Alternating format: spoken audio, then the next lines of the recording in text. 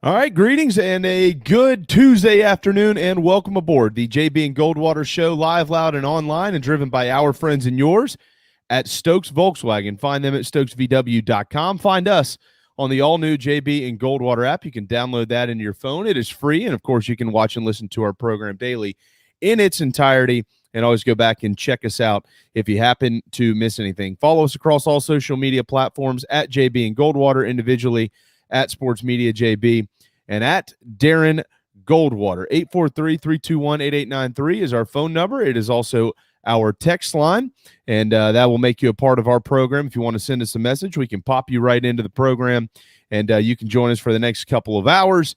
And it is a jam-packed couple of hours because college baseball's postseason is now officially underway, and it is back in the Palmetto State. The state of South Carolina will host a regional, and it will be at Founders Park in Columbia, where the Gamecocks, of course, have not hosted a regional since 2016, and South Carolina will welcome three others to town, including Virginia, who they will play on Friday afternoon at noon. So a lot to get to with that. We do have John Whittle ahead at 12:30 this afternoon with thebigspur.com. It'll be his Columbia Regional preview. We also have Gene Sapakoff today. We've got some games that you'll want to watch in college football. The schedule's trickling out at the end of last week, so we're going to get to all of that. But it's going to be another fun day here on our program. Certainly, we got a lot to discuss as far as the postseason bracket goes, surprises, who didn't get in, best matchups, favorites, and things of that nature. But if you're watching to the right of the screen, that is me, JB. To the left of the screen, that is Darren Goldwater. As I mentioned, 843-321-8893, and you can be a part of our show. Good afternoon, my friend.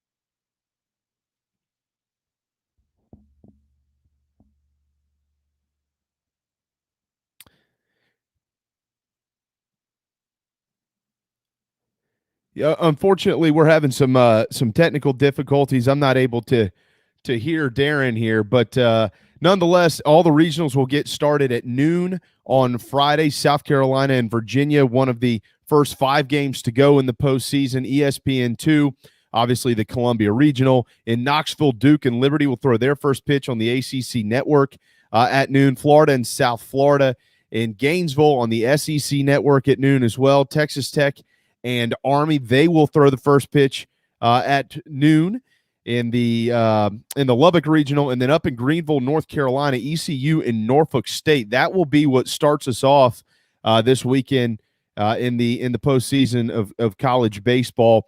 And got a lot to get to, certainly with South Carolina and Virginia. I do think it's a good thing that the Gamecocks will be playing in the afternoon. They're going to face a guy who is really, really, really good. And John Whittle's going to have much more on this young man. He's a lefty. His name is Andrew Abbott. He hasn't allowed an earned run in his last 4 starts, 28 plus innings since he's given up a run. It's a remarkable stretch for Andrew Abbott, who's anchoring that Virginia staff. The Gamecocks and the Wahoos haven't played on the diamond since the 2011 World Series. Of course, we all remember how that worked out for Carolina. They took 2 from Virginia, went on to win the College World Series by sweeping the Florida Gators in the championship round there. So it's been a while. It's been 10 years, as a matter of fact.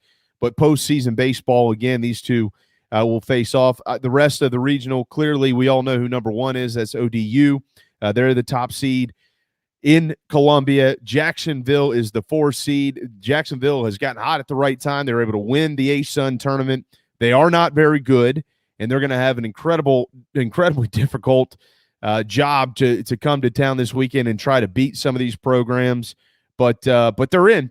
Only 16 wins, 32 losses, 4-5 in the regular season in their conference. In their conference, the A-Sun. So it's an interesting regional. It's a deep regional. Virginia's playing their best baseball at the right time of the year. A lot of folks are big fans of what the Wahoos will bring to the Midlands of South Carolina this week. They're 8-4 in the month of May. A couple of tough losses in there as well, but nonetheless, it is deep, and ODU's number one. And really, the question comes down to whether South Carolina. We talked about this on Thursday, whether they deserve to be a host or not. I thought they did. The committee thought they did, and but they also thought Old Dominion should be the number one seed. And here we go. It's kind of worked out that way.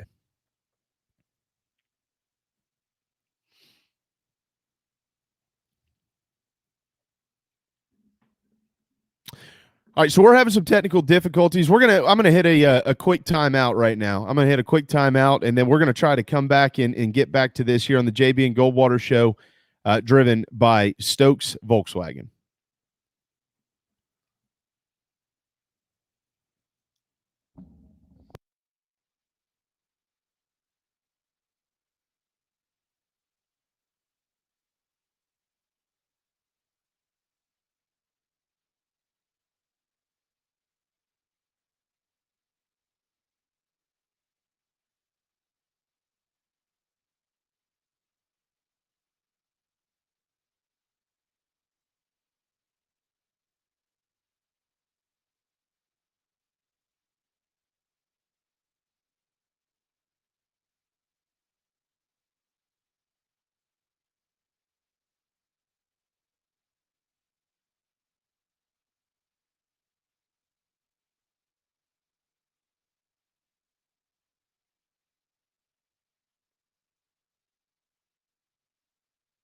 Registration fee subject to VCI credit approval. Expires month end. Peace and love at Stokes Speed Dub. Wando Power Equipment, the trusted home of Hustler zero-turn residential and commercial mowers. There is nobody more trusted in South Carolina than our friends from Wando Power Equipment. They've been providing elite commercial and residential service for over 30 years. Landscape Services have turned to their selection of Hustler zero-turn mowers like the Raptor. Bigger, stronger, faster, and the most durable Raptor Hustler has ever designed. Located on Daniel Island and online at wandopower.com. Wando Power Equipment, owned by the Price family, the home of Hustler zero-turn mowers, rentals, service, and specializing in family and friendship. Shrimping season's back. That means local caught shrimp. That's right. Local caught shrimp back on the menu at the Dog and Duck. All three locations, Bell Hall, Park West, and Clements Ferry Road, now featuring once again local caught hand-breaded shrimp, plus other daily specials like the Game Day Burger every Wednesday, Rib Night on Friday, rotating taps all the time, and all the TVs you can possibly imagine for whatever you want to watch. The Dog and Duck in Bell Hall, Park West, and on Clements Ferry Road.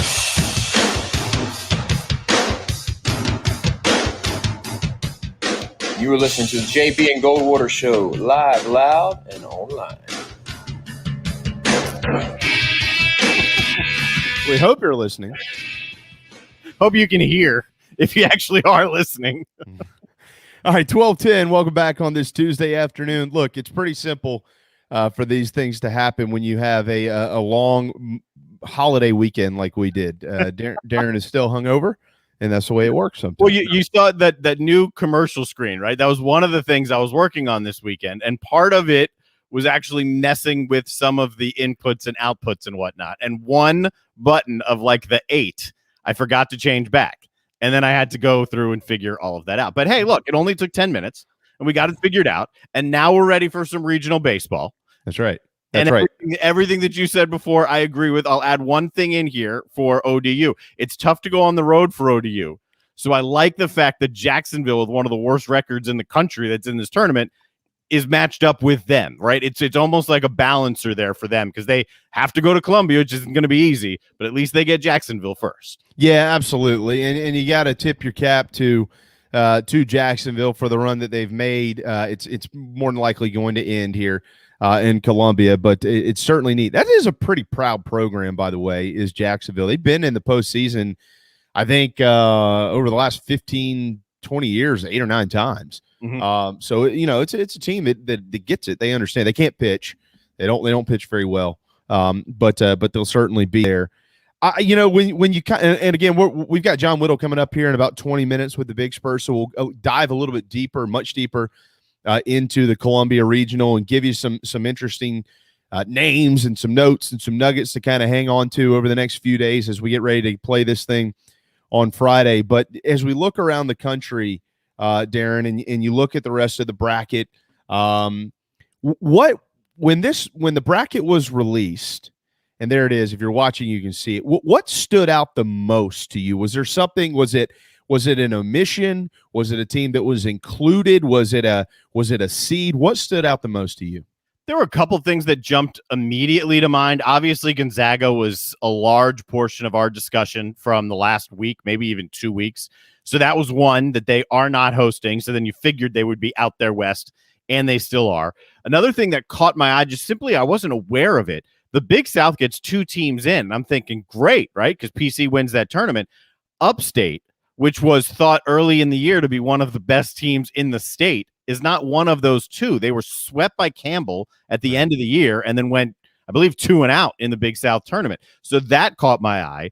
The Jacksonville matchup with ODU also caught my eye. I mean, I looked hard at this regional in particular, and not just the fact that Jacksonville matches up with the traveling 1 seed, but I don't think it's a coincidence that Virginia, with one of the top arms in the country, is the opening round game for South Carolina. That's been the Achilles heel for the Gamecocks, right? Top-notch aces. So I don't think that's a full coincidence that that's happened and you get a big-time arm that isn't an SEC arm, but still a legit arm that would have success in the SEC. So those were some of the early things that jumped to me. And then also the number of national seeds at a Conference USA. It's a proud baseball conference. I've done a few games in it. Very proud, lengthy tradition. But it still caught my eye that there are more national seeds out of Conference USA than there are out of the ACC. Oh, that's a great point. La Tech and ODU is what Darren is referencing there. And, yeah, Abbott's going to give Carolina trouble. The question with the Gamecocks is, will they start Brett Carey or not? I don't have that answer. Maybe John has it. They haven't officially announced it yet. I've got a feeling Brett Carey is probably going to be the game 1 guy. You got to go with your best against a guy who hasn't given up a run in almost 30 innings. I mean, Carolina, it's hard to expect this lineup to jump in there and just all of a sudden pop 7 or 8 runs up on the board. Just don't see it. I just don't see it.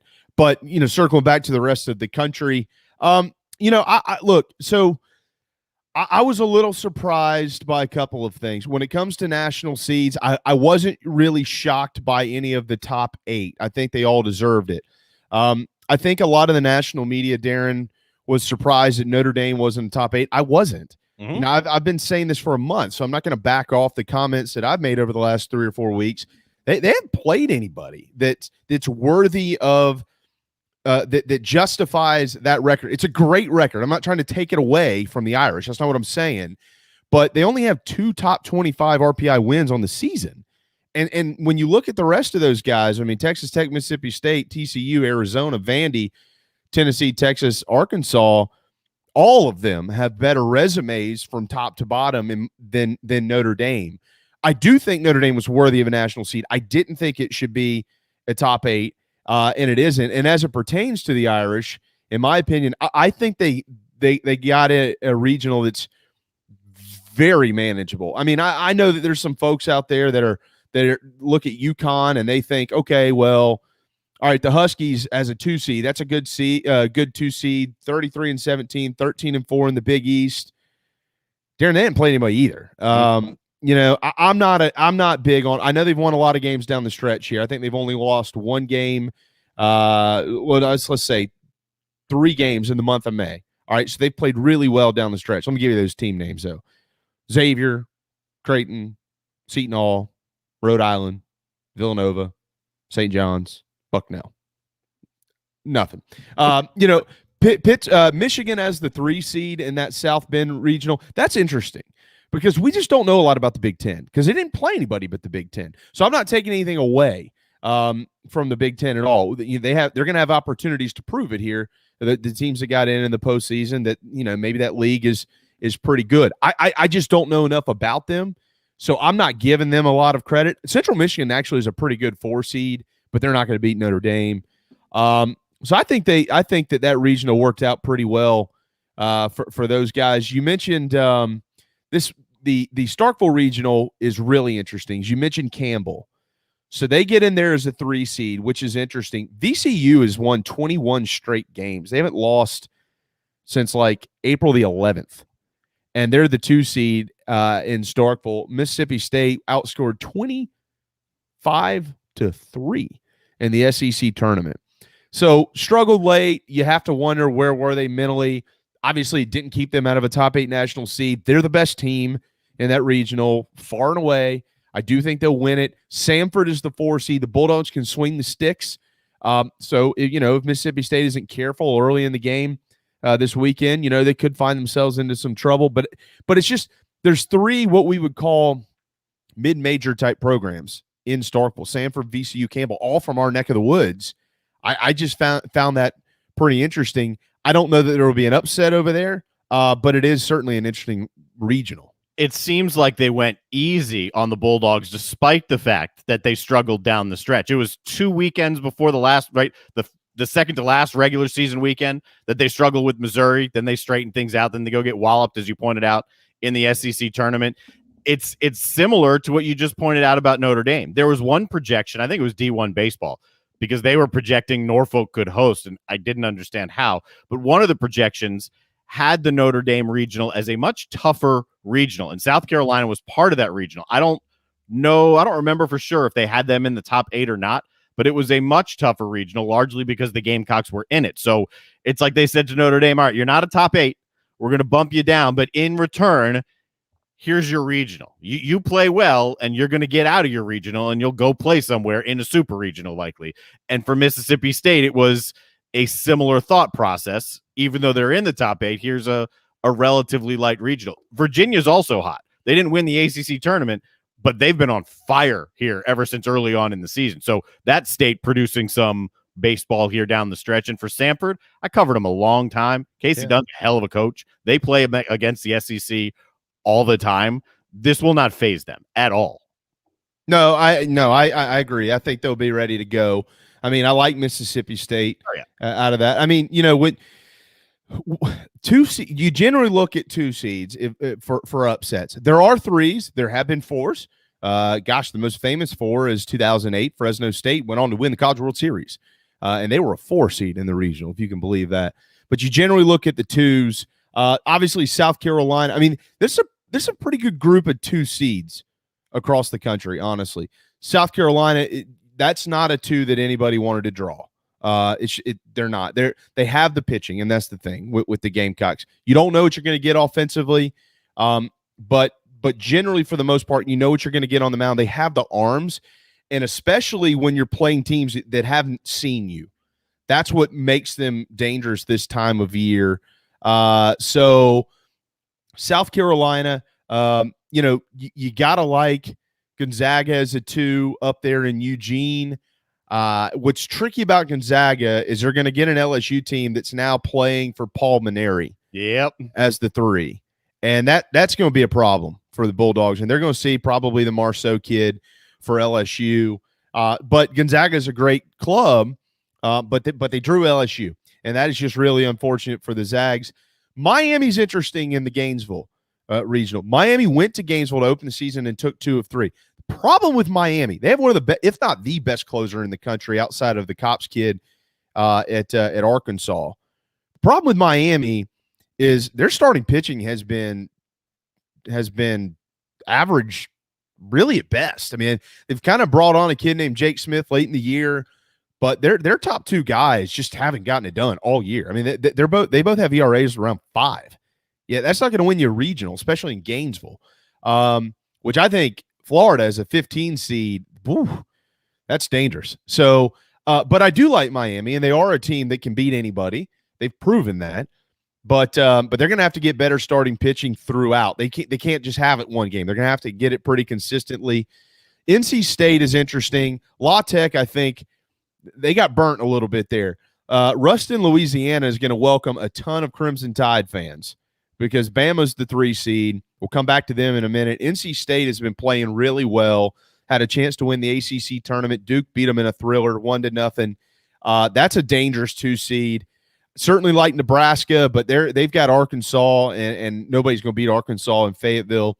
in a regional. Duke obviously is on a roll, but guess what? They got to go to Knoxville, and so it's almost punishment by doing what they did and winning the ACC tournament. But I'll tell you these two and their Western teams, circle them and circle one, in my opinion, over the other. UCLA and Lubbock, and watch out Stanford, because UC Irvine is playing unbelievable baseball. They're 14-1 in their last 15 games, and they've drawn the 2 seed at Sunken Diamond this weekend. Is there a looking ahead past these regionals? Is there a favorable or a non-favorable matchup in the potential supers that you saw of how they seeded those top 8? And where, like say, obviously Gamecocks, TCU, or Old Dominion, who would technically be favored to come out and go play TCU, something like that. Well, you're talking about from an upset standpoint or something that's just not favorable? Any potential matchup standpoint outside the regionals and into the supers, any potential matchup looking into the future that caught your eye, good or bad? Oh, yeah. I think that ECU got screwed. Not that it was intentional, but they just got screwed. They're paired up with Nashville.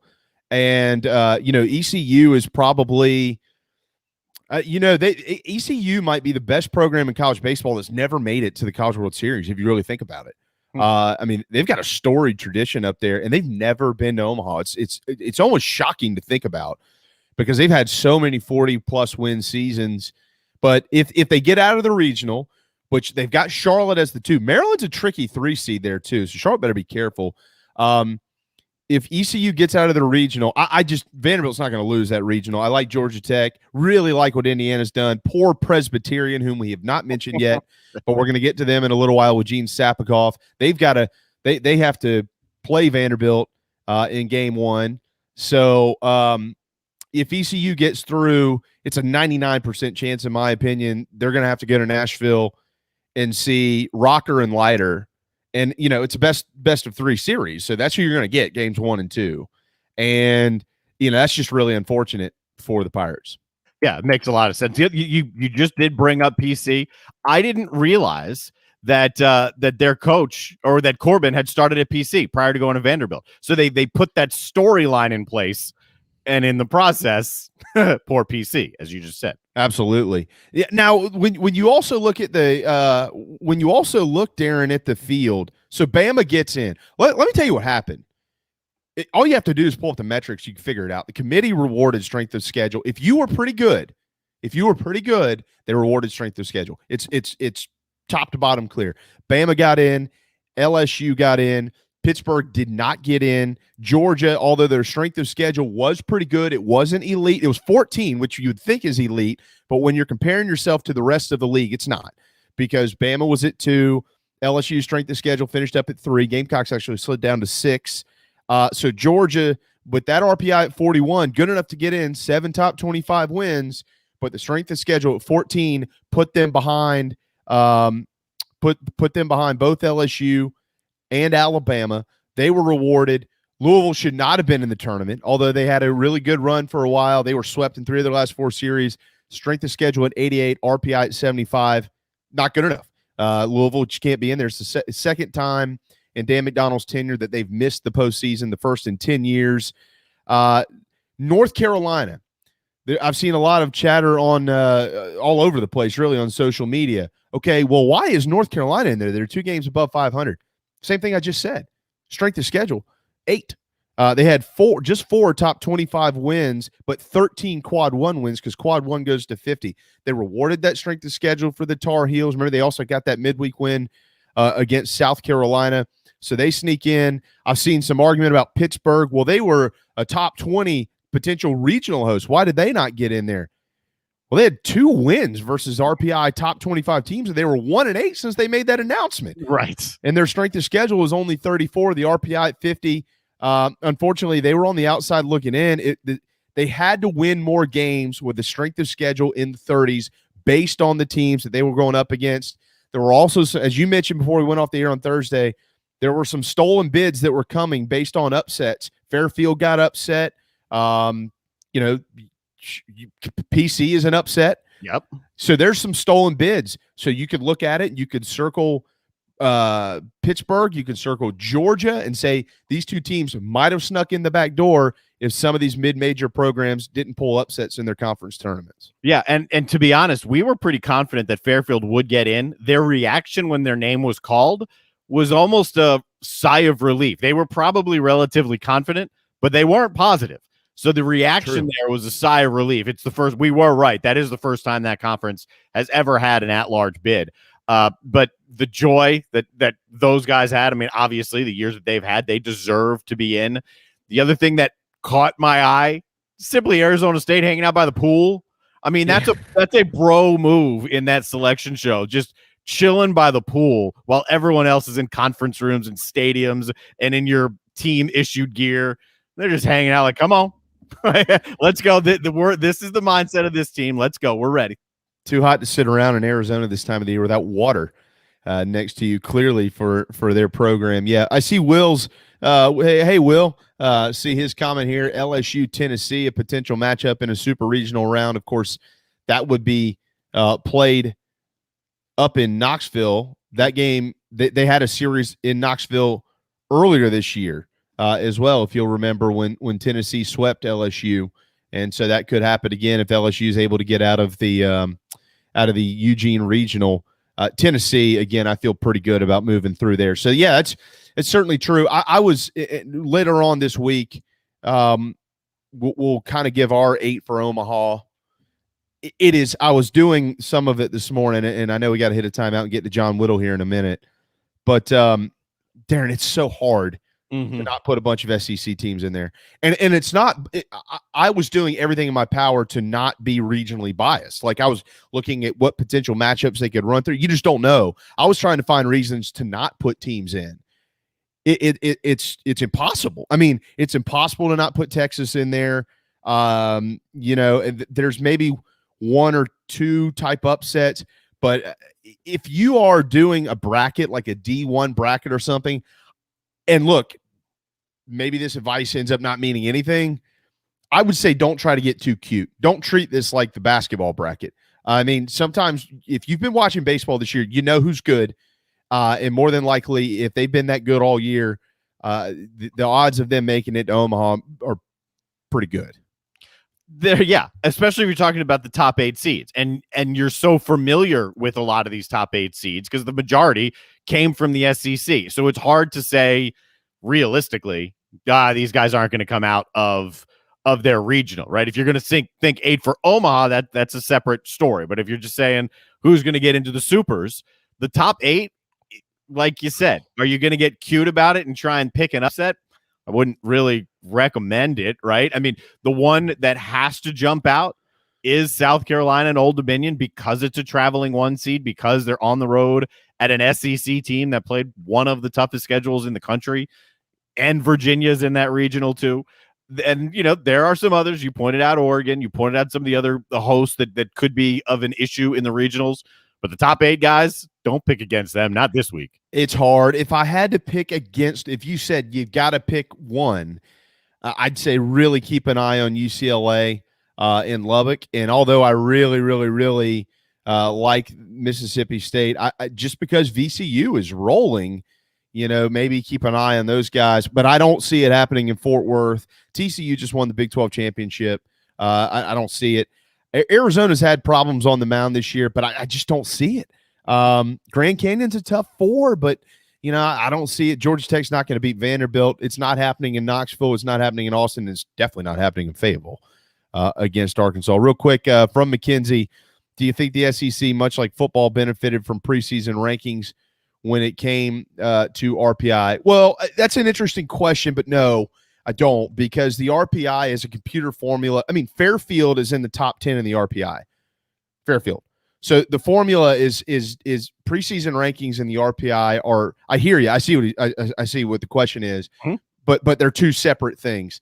The RPI is a very complicated formula that has so much that goes into it, and again, Fairfield was a top 10 RPI team. So no, I don't think so. I do think that the LSUs of the world, the South Carolinas of the world, the Alabamas of the world benefited from the top group in the league because it made their strength of schedule so incredibly difficult. And even when you lost some of those games, because you played them, if you won one here and there, you scratched a win, you went 1-2 and didn't get swept, you got rewarded for that because you played the ball games as opposed to playing, 50 or above, basically quad 2 type RPI. And there's still no debate that the SEC was far and away, and it has been a lot, but far and away the best league in baseball. Far and away. It's again, exactly. Like RPI or not, whatever metrics you want to use, that's not debatable. Yeah, I mean, I think that, look, for those that didn't get a chance to see much of it, the most important metric with the SEC is the eye test. Just watch them. I mean, these guys are so good. It's really kind of stupid. It's ridiculous how talented these programs are. I mean, Carolina's 33-21, and that is a hell of a year with who they had to go up against in the SEC. All right, it is time for a timeout. John Whittle is standing by with thebigspur.com. He'll join us with his preview in this weekend's Columbia Regional right here on the JB and Goldwater Show, driven by Stokes Volkswagen. This is Mike Mazzell for Stokes Volkswagen on Ashley Phosphate Road with exciting news. It's springtime and we're playing ball. Most dealerships don't have any inventory, but at Stokes Volkswagen we do. So we're playing ball on every new Volkswagen in stock. Every new Volkswagen available with zero down. Qualified buyers can sign and drive with interest-free financing for 60 months. Remember, Stokes Volkswagen on Ashley Phosphate Road is the fastest, easiest way to sell your car and get the most money for your trade. Plus, we'll take any trade in any condition, paid off or not. Is your credit in a slump? If you've got $500 down and you make at least $2,000 per month, our lenders can get you approved. So if you want to strike out, that's okay. But if you want to hit a home run and save on a new Volkswagen, come see us today at Stokes Volkswagen on Ashley Phosphate Road or StokesVW.com. $1,666 per month per $1,000 borrowed for 60 months at 0% APR with zero down. Plus tax tag. Includes $499.50 administration fee. Subject to VCI credit approval. Expires month end. Peace and love at Stokes Speed Up. Wando Power Equipment, the trusted home of Hustler zero-turn residential and commercial mowers. There is nobody more trusted in South Carolina than our friends from Wando Power Equipment. They've been providing elite commercial and residential service for over 30 years. Landscape Services have turned to their selection of Hustler zero-turn mowers like the Raptor. Bigger, stronger, faster, and the most durable Raptor Hustler has ever designed. Located on Daniel Island and online at wandopower.com. Wando Power Equipment, owned by the Price family, the home of Hustler zero-turn mowers, rentals, service, and specializing in family and friendship. Shrimping season's back. That means local caught shrimp. That's right. Local caught shrimp back on the menu at the Dog and Duck. All three locations, Bell Hall, Park West, and Clements Ferry Road, now featuring once again local caught hand-breaded shrimp, plus other daily specials like the Game Day Burger every Wednesday, Rib Night on Friday, rotating taps all the time, and all the TVs you can possibly imagine for whatever you want to watch. The Dog and Duck in Bell Hall, Park West, and on Clements Ferry Road. Ladies and gentlemen, here it is. Even the other stations are tuned in too. JB and Darren on the JB and Goldwater Show.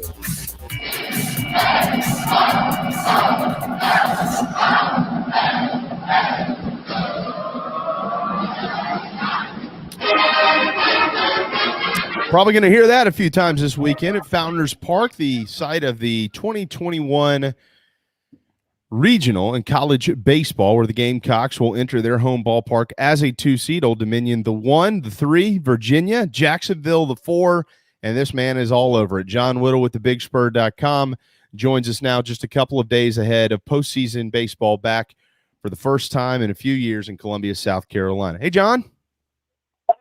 Hey, what's going on, guys? Well, it feels good, doesn't it, right? It's been, by my count here, it's been 5 years since South Carolina has hosted a regional. That seems kind of ridiculous based on what the last 20-plus years has been in this program, but it's been a little while. It almost feels like all is right in the world again. Absolutely. 2016, I think, was the season, and it has been a minute. There have been some missed tournaments, some won regionals at other places, and a year canceled. But it's great to have postseason baseball back at Founders Park for sure. Summarize this in your words quickly, though, John. When we started the 2021 campaign in college baseball, you had watched this team practice inside and out in the fall. You covered many of these young men as they came through their high school programs, their travel programs. You saw some of these transfers in the recruiting class. You looked at the schedule. You know, what were your expectations, your postseason expectations for this group of players before they threw the first pitch back in February, and has this met them? Well, I mean, I wrote on the Big Spur at the start of the season that I felt like this team would be in contention for a regional host spot, but probably traveling.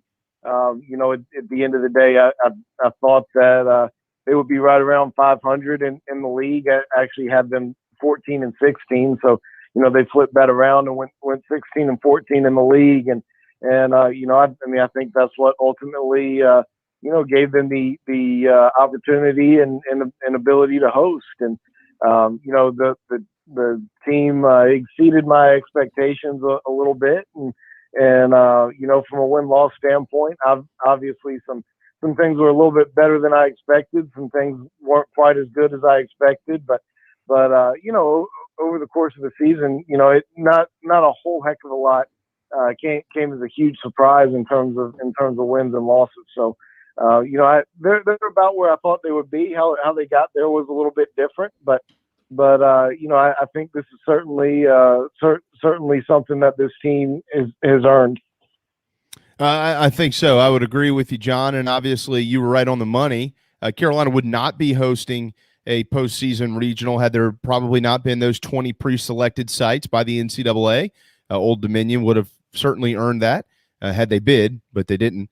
And this one is coming to South Carolina. By the way, that should be also a pat on the back to Ray Tanner, amongst many at South Carolina. They committed to facilities years ago, and these facilities have earned them this right. You got to think, John, that you know, over 8,000 fans coming to watch baseball at Founders Park was certainly very appealing to the committee. Yeah, certainly. I think that's definitely a big deal. And, you know, I'm not sure why Old Dominion didn't bid. You know, I kind of thought that they, you know, their park just isn't really conducive for that, but they play a lot of big games over at the Norfolk Tide Stadium, and I figured they were in town this weekend, but they're actually not. So, you know, I'm not sure why they weren't able to arrange something up there with the Tides to be able to host. But yeah, I mean, it's certainly a testament to you know, South Carolina and, you know, Founders Park and the reputation that it has. You know, South Carolina was clearly the top host site that wasn't selected in the top 20. So or that didn't earn a top 16 seed out of the teams that were left out. So it's certainly a nice treat for the Gamecock fans to have to not have to travel. All right, up on the bigspur.com right now, you can check out, if you're a subscriber, Columbia Regional, everything you need to know. Very detailed about all of the programs that will be playing baseball at Founders Park this weekend. We'll get to those other clubs in just a moment, but let's start with the Gamecocks. John, I don't believe it's been officially announced, but I think it's all pretty much assumed that Virginia is going to throw a very talented left-hander, Andrew Abbott, who's 8-5 this year with a 2.63 earned run average, 136 strikeouts to just 28 walks and a shade under 90 innings pitched. He hasn't given up a run. I had done the math until I read your article and realized I didn't have to do it. I could have just stolen this from you. But in 28 and the third innings pitched, that's 4 starts. He also had a relief appearance in the ACC championship game. So we know that runs should be very difficult to come by for a South Carolina offense that you know struggles to score at times. I say that to ask you this question. It's not officially announced yet, but is Brett Carey more than likely deserving of that Friday noon start to try to match or combat what we're going to see out of Andrew Abbott with the Wahoos? Yeah, I think that's certainly the most likely deal. You know, I know that South Carolina wants to take a little bit more time before making that announcement, but I feel like that's the direction that they're going to go. You know, Brett's obviously pitched really well here at the end of the season. Since moving into that starting role, he's been pretty dominant, and you know he's been a big moment pitcher for the Gamecocks, whether it's in the starting role or relief role. really ever since his freshman year up in Tennessee when he got out of that bases loaded jam up in Knoxville. So, he's been South Carolina's guy, and when you're facing a team and going up against a pitcher that's going to keep the game in check for his own team and Andrew Abbott, I think you have to go with absolutely your best arm, your guy who you've ridden with for 3 years now, and I think that would be the best move. The indications I've got from over there is that's what's probably going to happen, but I don't know that that's official at this point. So they're still going through some scouting reports and looking at some things just to be sure, but I'd be surprised if they went with anyone other than Brett. What about on the injury front? I know that Mark met with the media. I guess it was yesterday. I guess they've had time off. I mean, since that loss against Alabama in their first game, or only game, I should say, in the SEC tournament. Where do they stand? The guys like Brennan Malone, George Khalil, Brennan Wimmer, and others. Braylon Wimmer. Yeah, I think everybody's going to be good to go in some capacity, with the only question mark being George Khalil at shortstop. He's back about, I guess it was right after his oblique injury kind of came about. I was told that it was not looking good for him for the immediate future, and it may keep him out for the rest of the year. But he's had some time and he's come along a little bit. He got out onto the field yesterday for the first time and did some work out there. So they're hopeful that he's going to be able to play some kind of role this weekend. Whether he's starting on Friday, I'm not ready to commit to that yet, but I think we'll see him in some capacity at least. So, and if not Friday, maybe later in the weekend, and if not this weekend in a full capacity, if South Carolina wins, maybe he'll be ready to roll for the Super. So he's getting better. I don't think he'll be 100% this weekend. Everybody else should be pretty close to it. Brennan Malone was pretty good to go yesterday. He's been coming along really well with his hamstring. Braylon Wimmer's gotten a lot better. Josiah Seitler's gotten a little bit better. Colin Burgess has had some much needed break, and I know the coaching staff over there just feels like having that week off for Thomas Farr and Brandon Jordan is going to be really beneficial for those guys too. So they weren't hurt, but after starting every weekend over the course of the season and throwing some pitches, I think that they could use a week as well. So I think that'll be good for both of those guys. John Whittle with the Big Spur, BigSpur.com. will have you covered throughout the postseason for Carolina baseball. Hopefully it's through the end of June. We'll start to find out on Friday at noon when they welcome Virginia to town in the regional at Founders Park. John, here's some good numbers for the Gamecocks offense. Since Mark Kingston and their staff decided to maybe try a couple of different things, maybe a little bit of a different approach offensively going into that Kentucky series. Andrew Eister is hitting .406 since game one against Kentucky. Wes Clark, since the beginning of May, is right around .280. Brady Allen's hitting .322 since that Kentucky series, since the start of it. And Josiah Seitler since the start of the Kentucky series at .354. Brennan Malone, I think, was on a 5-game hitting streak before he came out of the lineup, and we haven't seen him really since then. So there are some good signs for this offense. It's not a dynamic offense. I don't think anybody should expect to see Carolina all of a sudden go out and average 7, 8, 10 runs a game. It'd be great if they did, but I don't think anybody can expect that. But have you seen signs? I mean, I just threw out those numbers for those guys who really need to hit for them to score.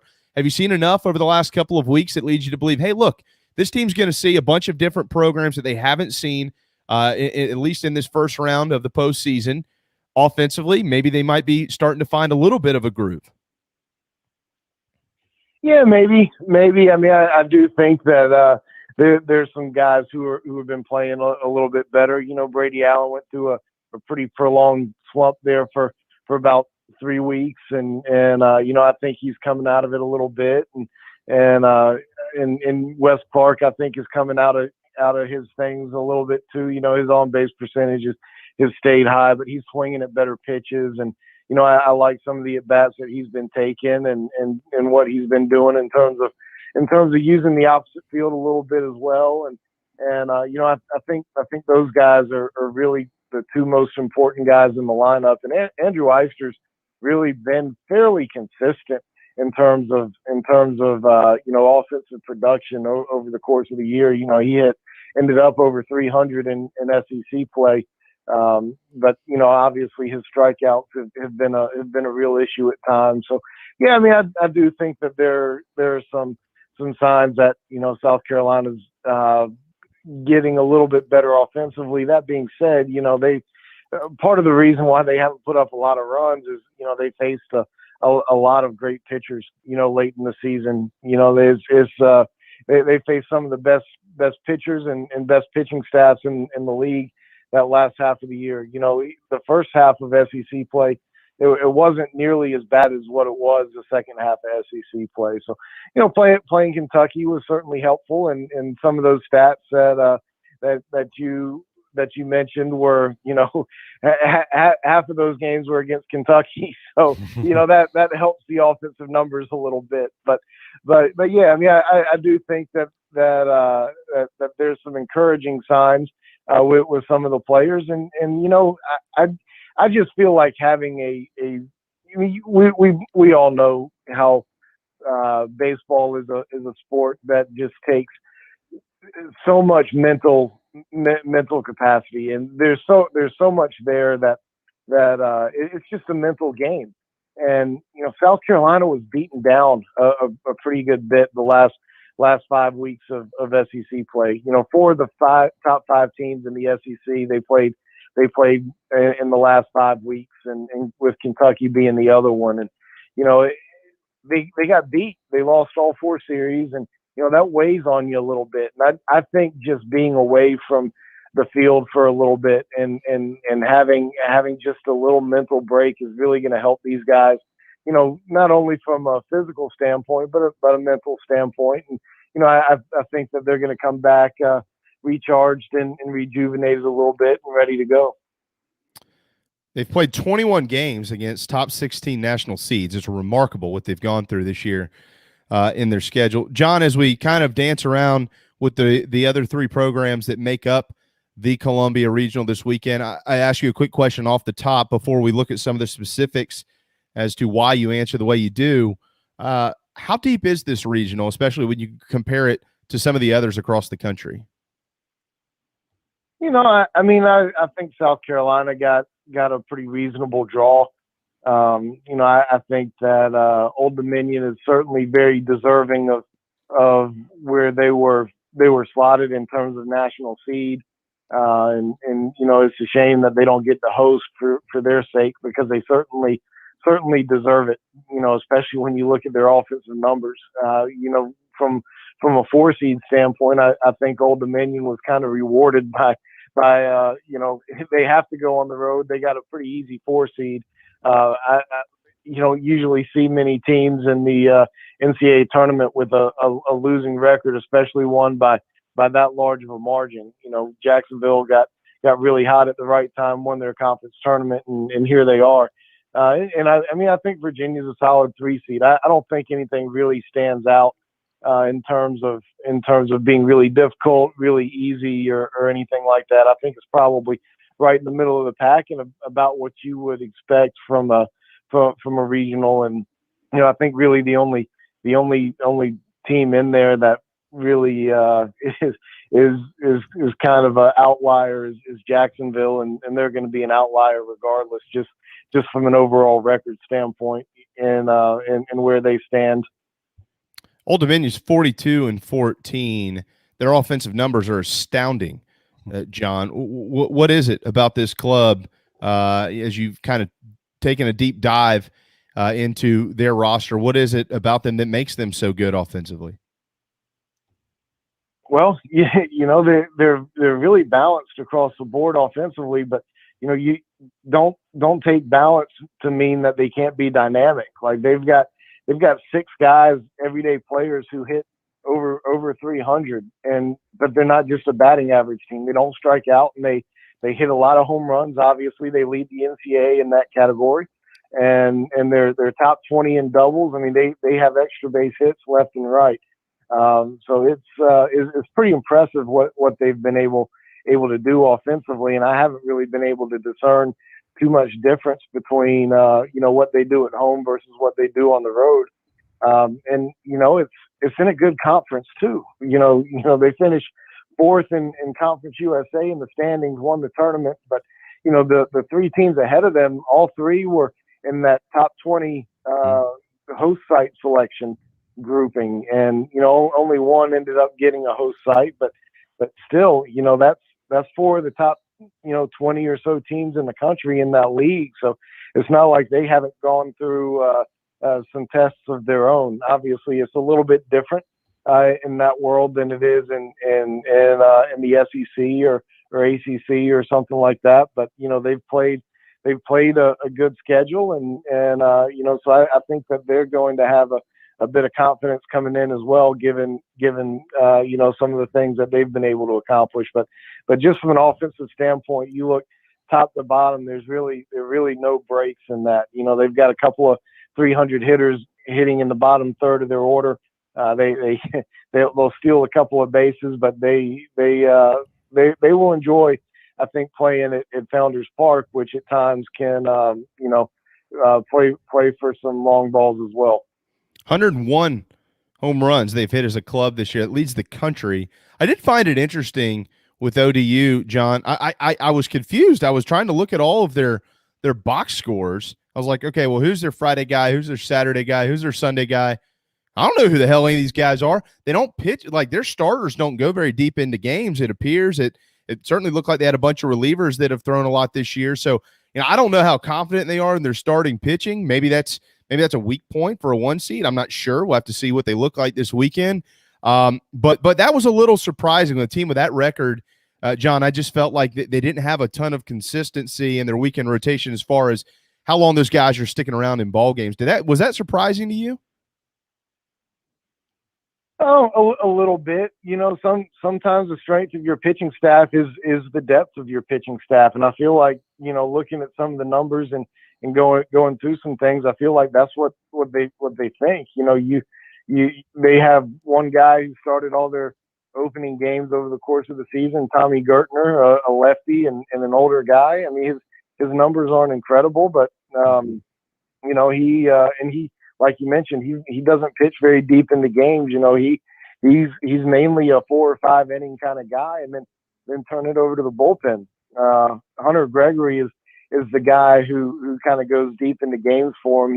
He led the he threw 3 complete games, and he's 8-2 with a 2.84 ERA on the year, and they've got one other guy who's thrown a lot of innings. Ryan Moore, he's thrown 78 innings.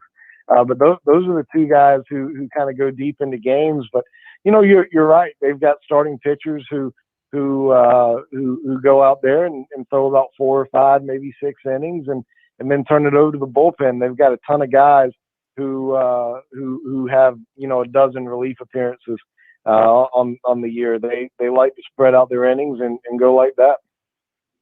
What about Virginia, the club that South Carolina, of course, will face at noon on Friday? We've mentioned Andrew Abbott. He is a true ace. He's a lefty, and those guys give anybody problems. South Carolina obviously has seen their share of elite arms this year. Add this one to the list. He's the guy that everybody's going to be the most concerned about, John. But when you look at the rest of this program, what are they going to bring to the plate on Friday afternoon against South Carolina? What does their bullpen look like? Well, those guys don't strike out. I mean, that's the thing that jumps off the page to you about what they do offensively. They've got one guy who strikes out a lot, and that's one of their outfielders who I think was preseason All ACC. He's had a really disappointing year from an offensive standpoint, in Chris Newell. So he's got some athleticism, he's got some juice. You don't want him to get going this weekend, but nobody else strikes out. Like there's no one else has more than 32 strikeouts on their roster, and South Carolina's got 8 guys who have 32 or more strikeouts. So that kind of puts into perspective the way they battle at the plate. I mean, they don't hit a lot of home runs. They get on base, and they steal a few bases here and there, but they're kind of a station to station ball team. They'll hit a couple of doubles, but it's mainly singles guys and on base guys.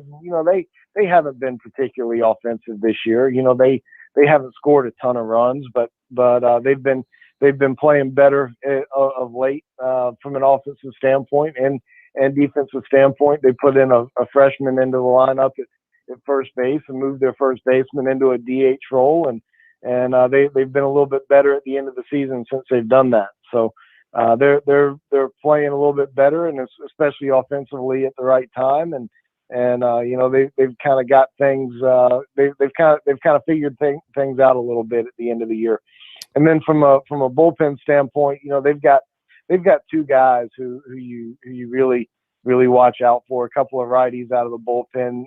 Steven Skonk is their closer. He's got 7 saves, sub-3 ERA, 42 strikeouts in 30 innings, so right around there. So he's kind of their guy they go to at the end of games. But the guy they go to the most and lean on really heavily. Some of the best numbers you'll see from a bullpen guy is Blake Bales. He's got 24 appearances on the year and a 0.48 ERA. He's got 53 strikeouts and 38 innings or so. So he doesn't give up runs. He doesn't walk guys too much. Guys don't hit him. He's been really good. So if you're in a tight game, at the end it's going to be tough to score late with those guys. So I got to figure out a way to get to Abbott, who he's got 5 appearances with 4 starts here and hadn't given up an earned run in any of those. So it's he's been really impressive. That's 28. I think it's a little over 28 innings without allowing an earned run. So that's South Carolina's got a really tough go of it ahead from a pitching staff standpoint. What they're going to see from the Cavaliers. Final question for you: what is most important for the Gamecocks this weekend? It can be anything, offensively, defensively, staff-wise. But if they want to get out of this regional, what is the most important thing that comes to the top of your mind?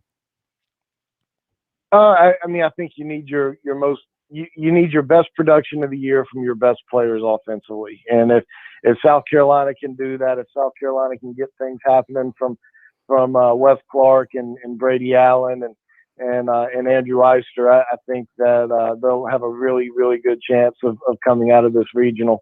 If they're going to struggle to score runs all weekend, then it's not going to work out for them, because they're facing too good an arms on Friday, and they're going to have to do way too much work to keep up with Old Dominion if they end up seeing those guys.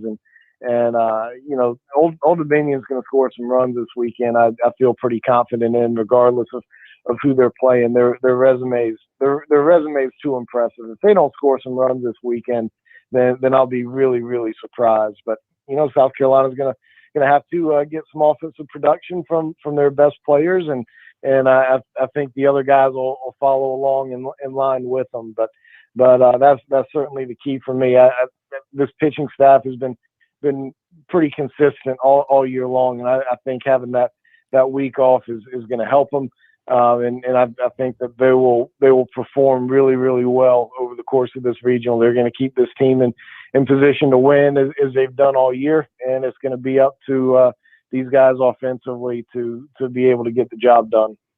First time that Virginia and South Carolina have played since the 2011 College World Series. Worked out pretty well for the Gamecocks back then, taking both games against Virginia en route to their second consecutive national championship. The last time a regional was played in Columbia, it was 2016. Gamecocks dropped game 1 5-4 against Rhode Island, but would go on to score 47 runs in their next 4 games and win the Columbia Regional before Oklahoma State came to town and upset another Palmetto State program. They had just done so to Clemson.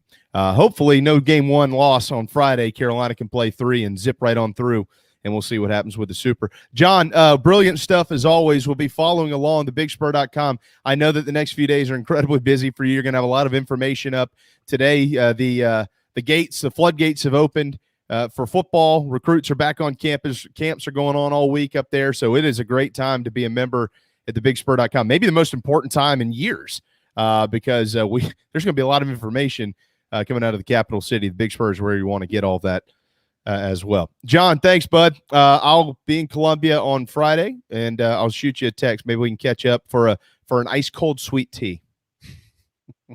Sounds great. Appreciate you having me on. Thank you. There you go, John Whittle with thebigspur.com. 1 o'clock on a Tuesday afternoon. Going to hit a quick timeout. When we return, we do have some football to get into. Schedules released. Maybe we all know about the important college football games, right? But what about some of those off-the-radar games on TV in the first couple of weeks? Darren and I have a little bit of a list to get to you. We'll pass that along. Gene Sapakoff will join us at 1:30 as well. It's a busy week and an important week, so hang tight. The JB and Goldwater Show, driven by Stokes Volkswagen. We'll be right back. Mike Morgan here for Gamecock Traditions. Baseball is going strong. You'll want to look sharp when you cheer on your Gamecocks. Under Armour, New Era, sideline hats, all with interlocking SC Baseball logo. 18 styles of $10 tees exclusively at Gamecock Traditions. Get on that email list by going to the bottom of the page, enter your email, and always be the first to know about new items as they arrive. You can also add a little Gamecock flair with house signs, garden flags, interior and yard decorations, only at one place, Gamecock Traditions. At Patriots Point Naval and Maritime Museum, families walk in the footsteps of our nation's heroes, the brave ones who risked their lives to defend our way of life. Home to the aircraft carrier USS Yorktown, USS Laffey, and the USS Clamagore, there's more than 1 million square feet of exhibit space to roam. White Glove certified, we have several new health safety measures in place to enhance the visitor experience.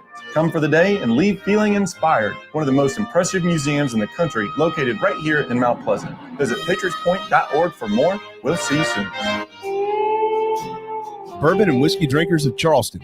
Paddock and Whiskey on James Island and the Terrace Shopping Center on Maybank is your home for the finest and rarest bourbon and whiskey drinks in the Low Country. This is where I hang out. Go meet my friends Reed and Chris and try one of their exclusive barrel pick bourbons. They have the largest private barrel collection in the state, and let their knowledgeable staff recommend your next pour. PaddockandWhiskey.com. Let not your heart be troubled. Paddock and Whiskey is here for your next double. We're all friends around here. Paddock and Whiskey, proud partners of the JB and Goldwater Show. This is Scott Glaze, head golf professional at the Links at Stono Ferry, located on the outskirts of Charleston, South Carolina. I'm inviting you to tee it up on one of the most scenic and challenging courses in the Low Country. Our back nine is highlighted with 3 holes that border the Intercoastal Waterway. Visit stonoferrygolf.com to book tee times and discover all that Stono Ferry has to offer. The Links at Stono Ferry is a former South Carolina Golf Course of the Year and is also home to the College of Charleston men's and women's golf teams.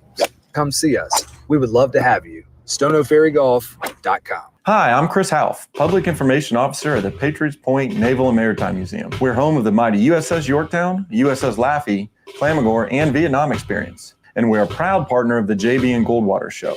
We invite you and your family to come see us and enjoy a day on Charleston Harbor. Visit patriotspoint.org for more information. And now, it is my honor to present the national anthem.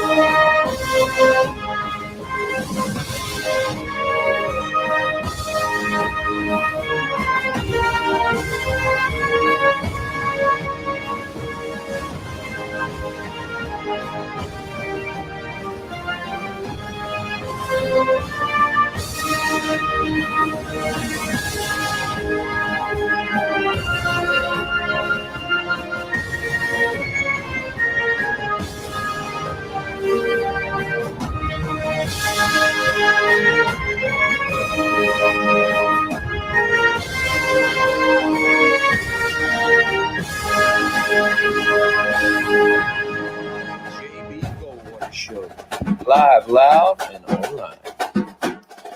Final hour, Tuesday afternoon. Welcome back to the JB and Goldwater Show, driven by Stokes Volkswagen, stokesvw.com. Find us on the JB and Goldwater app. You can download that. It's free.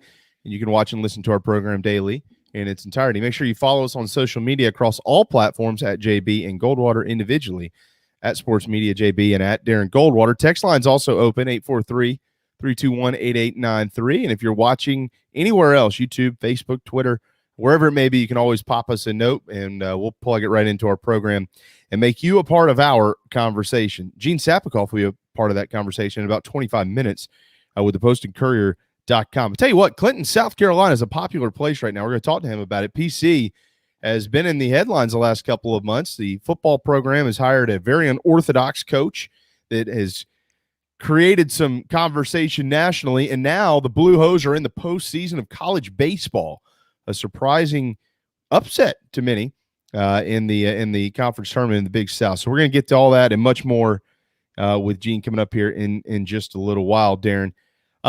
Good stuff from John. Certainly, it's the more you look at it, this will, if Carolina gets through this, they will have earned it. This is not a cakewalk 1-4, and then you get somebody's second starter on Saturday, and then somebody's third starter on Sunday. You're going to get an ace on Friday, and then you're going to get the top seed, as John just mentioned a moment ago.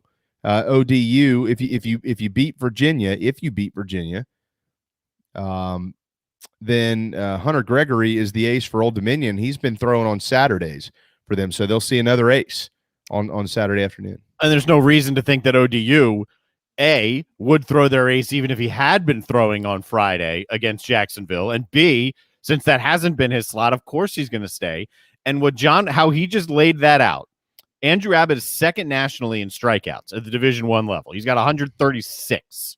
I'm pretty sure that's the updated number and the rankings. Right. That's number one. So any power arm, and he's not overly powerful, but he misses bats, the Gamecocks have struggled against. And then he talked about John Whittle did the back end of that bullpen. If the Gamecocks are going to get out of that game and have used Brett Carey in that game and then get ODU's ace and the offense that leads the country in home runs and has, one guy with more than 32 strikeouts, it's a dangerous tightrope to walk. It's, in a lot of ways, as unfair as it can be seen nationally that a 2 seed is hosting. We understand why it happened, but in a lot of ways, they broke their back as much as they could to help Old Dominion here, right? I pointed out what John did also, giving them Jacksonville in their first game was kind of a, here you go. I know you're on the road. It's kind of your fault. You didn't bid, but here you go. You're on the road. You can get Jacksonville here.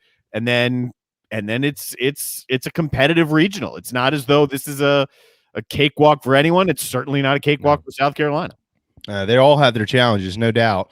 And the top 2 seeds will have theirs in South Carolina and ODU. Different set, but certainly very challenging. It's going to be a difficult road. It all starts at noon on Friday. That game nationally televised, by the way, on ESPN2. If Carolina wins, it'll be a 7 o'clock first pitch on Saturday night against the winner of Jacksonville and Old Dominion. Again, 843-321-8893. DB'sCheesesteaks.com for their entire menu. Every day is a good day for a cheesesteak. The best cheesesteaks in Charleston if you're in the Low Country. If you're not, try them when you're here. Don't forget the Boardwalk fries. They come with the Old Bay seasoning. Try my favorite cheesesteak in the world, the Buffalo Chicken Cheesesteak at DB's. They're also on every delivery app available, like DoorDash, Uber Eats, whatever you've got in your phone. They've got it in their restaurant. College football is less than 100 days away. Darren, everybody knows what the main games are, right? This first couple of weeks, in particular, the first 2 weeks, because once you get into week 3, you're starting to get some of the conference matchups and things like that. I mean, there are. I mean, Auburn and Penn State play. I believe in. Was that week 2? No, that's week 3. That's week 3, right? It is week 2 or 3. I'm pretty sure it's week 3, isn't it? Let me make sure of that. Let me pull up my handy dandy online calendar and try to find Auburn and Penn State. It might be week 2. I was also thinking it could be week 2. It is week 3. Week 3. I do expect a white out there, though. I do expect that. Yeah, 7:30. Yeah, I do too. 7:30 ABC on in week 3. So, but everybody knows about the main matchups. The first weekend you've got Alabama and Miami at 3:30 on ABC. You've got Georgia and Clemson, of course, 7:30 on ABC. Then that Sunday night you've got Notre Dame and Florida State, 7:30 ABC. Brand names there. I mean, Florida State's in rebuild mode. We'll see how they hold up against the Irish. And then, Louisville and Ole Miss, which that could be 75-70 on Monday night on ESPN at 8 o'clock. Of course, we say that, and it'll end up being 21-20. Lane Kiffin and Scott Satterfield calling plays in those ball games. So everybody knows about those. Everybody knows in week 2, Saturday, September the 11th, obviously an important day in our country. The headline game that day is Oregon-Ohio State. And I think we've all got that circled, right? I mentioned Auburn and Penn State coming up in week 3. But here are some other games to keep an eye on. Starting in week 1, how about this? Does anybody in our region even realize what's happening Thursday night, September the 2nd? ECU and App State are playing on ESPNU at Bank of America Stadium in Charlotte. Now, that's an interesting matchup for both programs. ECU, Carolina fans might want to check that out. Mm-hmm. You got to travel to Greenville in week 2, September the 11th. So, but East Carolina gets App State. App State, by the way, still has to play Miami coming up. I think it's the following weekend, as a matter of fact. They do. App State has a really strange start to the year. So do the Hurricanes. We'll get to that in a minute. But that's ESPNU, 7:30 Thursday night, September the 2nd, Darren. That's a really interesting matchup. Mike Houston trying to get the Pirates going in the right direction. This is a great opening game, a barometer game for both those programs. And it's a good test and I don't want to say a wake-up call, but it's a good early season test there for ECU before they play South Carolina. You've got a very good Appalachian State team who will probably have more of a crowd advantage in Charlotte. I mean, I feel like half of their graduates live in Charlotte. I know a lot of people make a trip from Charlotte to Boone for those football games, but it's a test right there. It's one that if you're Mike Houston and you're progressing this program and you started to play well at the end of last year, that's a game you want to win. And if ECU wins that game, I promise you, they go into the South Carolina game thinking, why can't we beat this team? Right? It's early on in the Shane Beamer era. Why can't we win this game? And that's a dangerous mentality, especially for Mike Houston, who I personally think highly of, and a lot of folks in this area think highly of. If they win that game and if they look good doing it, they're going to be very confident playing South Carolina. I don't see Mike Houston at ECU, but maybe another 2 or 3 years. I think he'll get them going. I don't know if they'll get going this year. I don't know if they do, if it'll be early.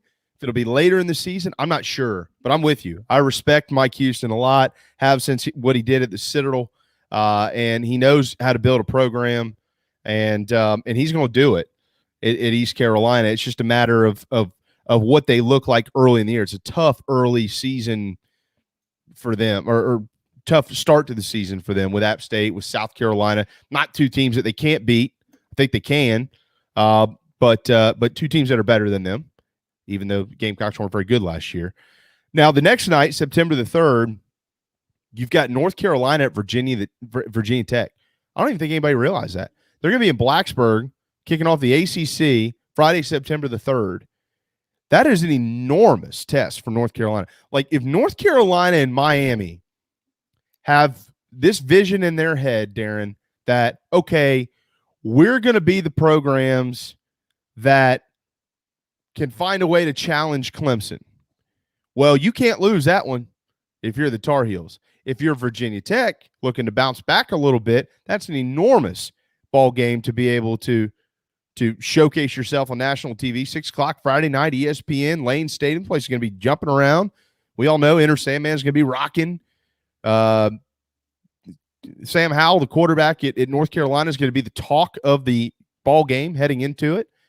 It's an enormous Friday night game. I can't wait to see that. I mean, Howell is going to have Heisman buzz. That's early in the season. That buzz is going to be really loud, and that's a good point.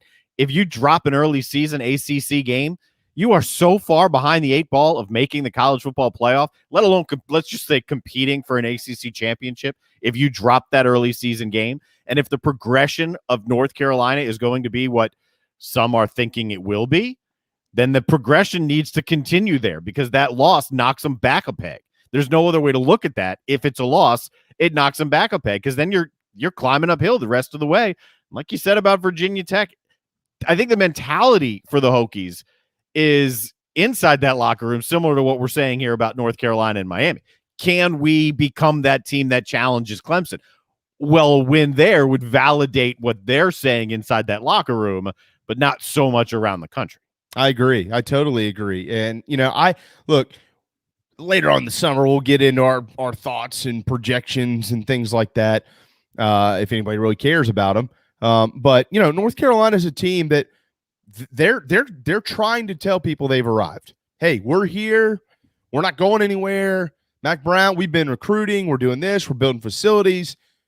Well, don't lose that one then. If you've arrived, don't lose that one. I know it's a tough place to play. I get it. But you can't say things like that and not go beat Virginia Tech in Lane Stadium. You just can't do it. Same thing, though, with Vatech. And, you're talking about Justin Fuente, a guy who's not – I wouldn't say he's on the hot seat, but he's on the ropes. I think he's a guy who probably needs to prove himself a little bit this year, Darren. 8 wins would probably do him a pretty good take him a pretty good distance in Blacksburg, Virginia. You win against North Carolina, all is good for a little while. You lose, man, that chatter heats up quick. And I think there's a portion of that fan base. It's a great fan base.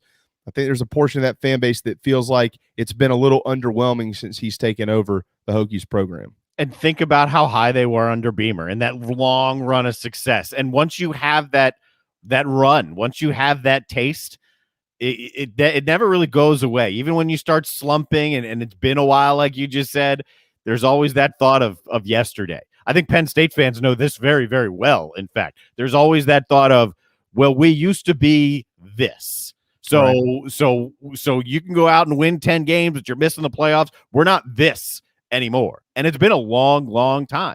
It's very similar with Virginia Tech here. So, I mean, you lose an early season game to North Carolina at home, then that just furthers that. It might even be a bigger game for Virginia Tech from that standpoint. Can they validate what they think they can be? Can they quiet a little bit of the whispers? It may be a bigger game for them than North Carolina. I think in a comparable game, to kind of tie these in, you mentioned Penn State. Penn State, as you know, is at Wisconsin Saturday, September the 4th at Camp Randall. Two very similar atmospheres. Penn State is a program who obviously had a bad year. They're not a bad program. They had a bad year. That's it. I did not look at Penn State last year and think that, and I'm not just saying this because you're sitting here, you know damn well I would tell you if I don't think they're very good. I do think they're fine, but they got to prove it. And just like North Carolina, they've got a really interesting ballpark that they're going to be playing in early September. Lane Stadium, Camp Randall, two places that literally jump around.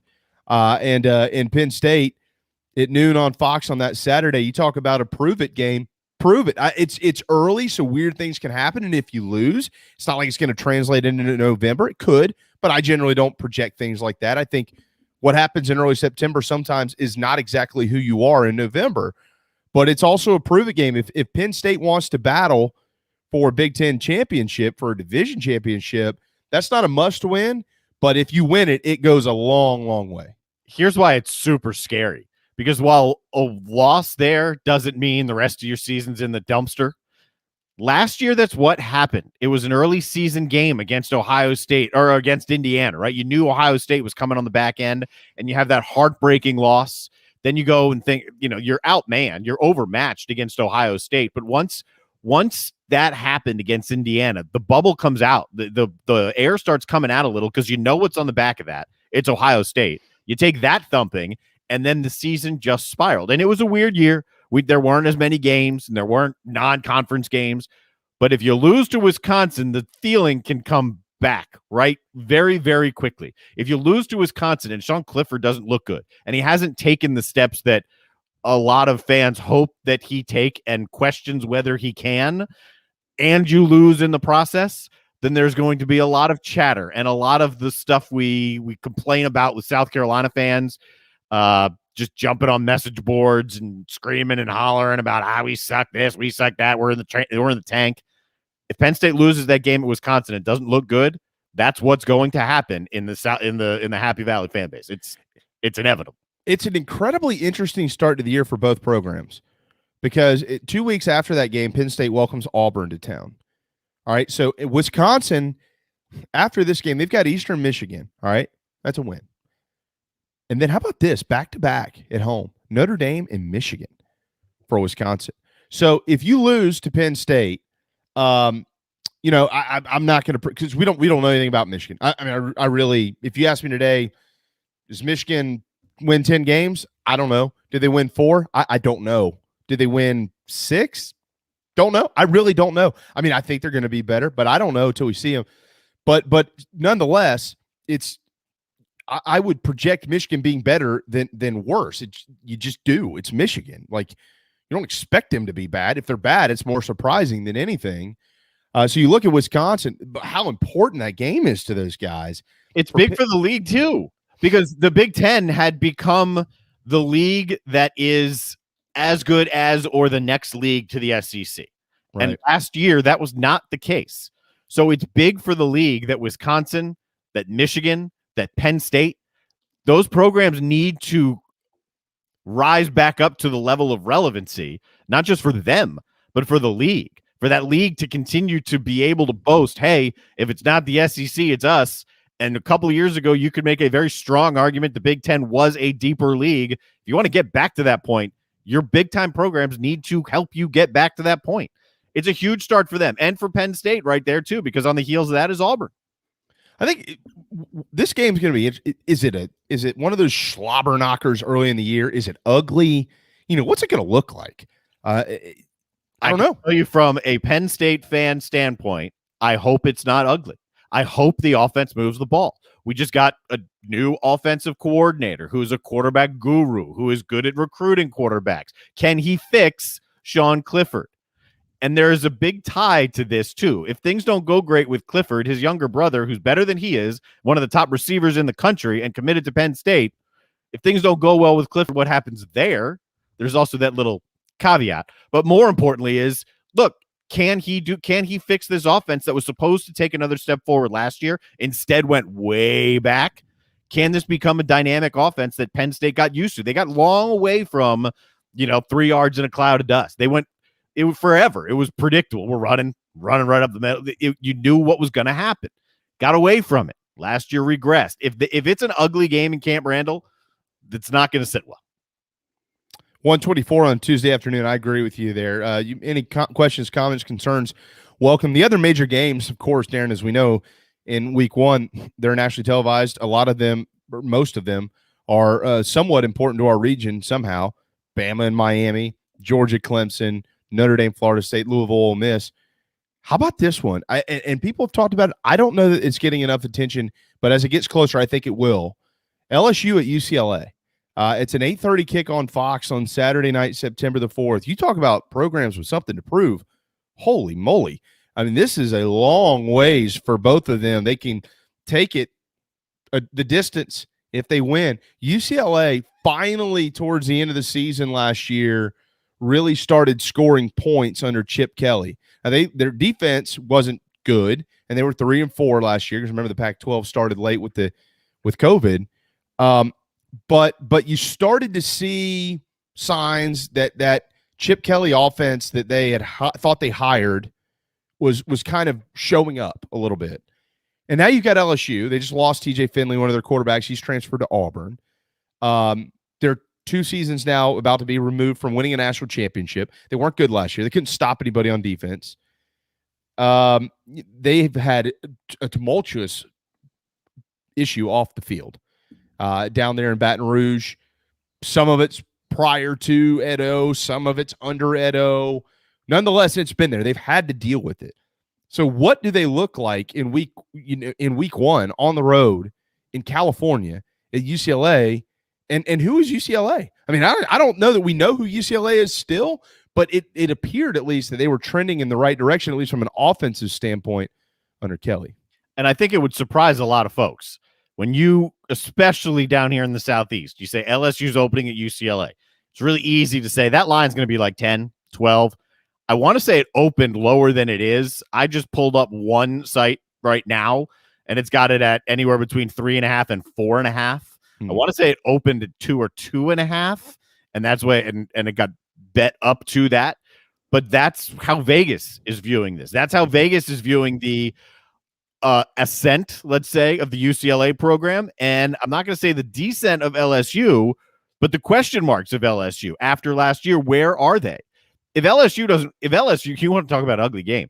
If it's an ugly game there, you've got LSU fans who are going to start barking about Ed O 2-3 years removed from a national championship because of the way last year went. I agree. Yeah, absolutely. I mean, you've got McNeese State, Central Michigan after that. Those are wins for the Tigers. And then you're on the road at Mississippi State. You'd like to think that's a win, but you just never know with Mike Leach. I mean, you have no idea what he's going to roll out this year. We've got to keep an eye on the transfer portal as well, because now he can go get guys and bring them right in and play. He's the type of coach that really benefits from the transfer portal. I mean, like really benefits. That offense, if we only had one more guy here, one more guy there, then kind of go find it, and it plugs right in. If you win that game, you're 3-0 going to Starkville. You're feeling pretty good. If you're 2-1 with that loss, you look at Mississippi State, then you've got Auburn, then you're on the road at Kentucky. Again, you'd like to think that LSU is better than Mississippi State. You'd like to think they're better than Kentucky, but they're tricky road contests. You know what you're walking into in Alabama. You know what you're walking into at Georgia. You know what you're walking into in the Swamp. Mississippi State and Kentucky, much like Columbia, South Carolina over the years, are places where the better programs expect to win, but you better have both shoes in the boat, because if you don't, you'll lose. It's a middle of the road, blue collar type program atmosphere that you're walking into, and if everything's going right for them that day, you'll lose. And here's the problem with LSU fans right now, or the truth behind their sentiment. You just spent a minute talking about LSU and Mississippi State and Kentucky. That's not the conversation they want. They want LSU, Alabama, Auburn. Where are we with the best teams in the West and the best teams in the SEC? If we're sitting here saying, well, how are we going to fare against Kentucky and Mississippi State? We already have a problem. Yeah. If they blow out UCLA, let's say they go on the road and they blow them out, what does that do for expectations in Baton Rouge? It spikes them, right? Yeah, because if you go to UCLA and you blow them out, then the talk can be, all right, we don't even need to talk about Mississippi State. We don't need to talk about Kentucky. Let's just go handle our business. Yeah, I agree. There's not a lot of middle ground with LSU fans, much like many in the SEC. You either suck or you're great. You know, if you lose a game, you suck. Fire everybody. If you win a game, we got a chance to compete with Alabama this year and win the SEC, which means if you win the SEC, you got a chance to win the national championship. So I mean that's a barometer game that again is nationally it's being talked about behind Bama, Miami, Georgia, Clemson, which I think that's the game of the week. Georgia and Clemson. I think we could pretty much probably all agree on that. Florida State better show up or Notre Dame's going to embarrass them on their home park in their home ballpark at Doak Campbell. I don't generally give Notre Dame that much credit, but I've watched Florida State for the last couple of years, and until they prove something different, I like the brand names. I love the helmets, but Notre Dame will walk down there and beat the crap out of them if they don't show up and figure it out. And then of course Louisville, Ole Miss, but LSU, UCLA, it keeps kind of falling off the radar. And I'll tell you what, I think the closest game that could be played that day outside of Georgia, Clemson is Penn State, Wisconsin. Like, I don't see that going one way or another where it's 27-13. I don't see it. I think that's a game you're going to look up at 3:00 that afternoon. You've probably been watching something else or getting ready to tailgate or something, and you're going to go, wow, this is 21-20 in the fourth quarter with 2 minutes to go, and somebody's driving. It just feels like one of those. It's a long ways away, but it feels like that. I think so. And I think Penn State fans would tell you, even though Wisconsin is the early line favorite, I think Penn State fans would be very honest and say, if this offense is what we're being told, then it shouldn't be that way. But I would lean your side and say that that's probably what we're going to look at. And there's another early season Big Ten game, same day, that's pretty critical, and it's Iowa who's favored over Indiana. And most people have Indiana as the second best team on that side of the division behind Ohio State. Can they back up what they've built?